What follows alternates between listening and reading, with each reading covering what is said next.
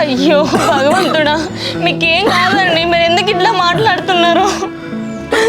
లేదే, నాకు ఇది ఎట్లాంటి ఆశలు పెట్టుకోకుండా ఇక మంచిగా మారిపోయి నిన్ను అమ్మను మంచిగా చూసుకుందాం అనుకున్నానే.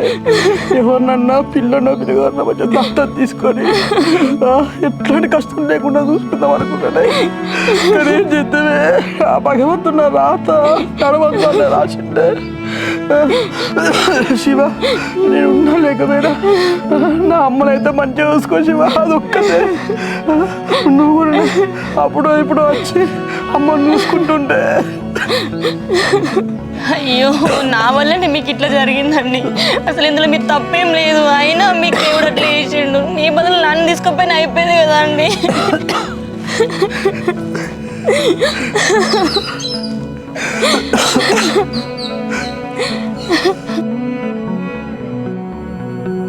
భార్యాభర్తల మధ్య నమ్మకం ఎంత ముఖ్యమో ఈ అత్తారిల్లు బాధల మధ్య బంధం ఈ కథ రూపంలో మీకు తెలియజేయడం జరిగింది. ఒక్క అనుమానం ఒక కుటుంబం మొత్తాన్ని నాశనం చేయగలదు.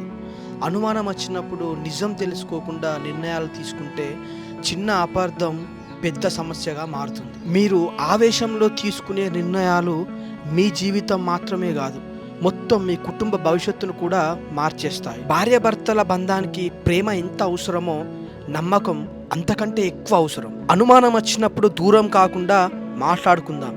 కోపంలో నిర్ణయం తీసుకోకుండా ఒక్కసారి ఆలోచిద్దాం. ఎందుకంటే ఒక్క చిన్న అనుమానం వల్ల కోల్పోయిన బంధం తిరిగి దొరకకపోవచ్చు. ఈ 83 డేస్ నుంచి నా అత్తారిల్లు సిరీస్ని సపోర్ట్ చేసిన నా ప్రతి ఒక్క వ్యూవర్కి అండ్ సబ్స్క్రైబర్కి థ్యాంక్ యూ. మళ్ళీ మరో కొత్త సిరీస్తో మీ ముందుకు వస్తాం. ఆ సిరీస్ను కూడా ఇలానే చూసి సపోర్ట్ చేస్తారని చెప్పేసి ఆశిస్తున్నాను.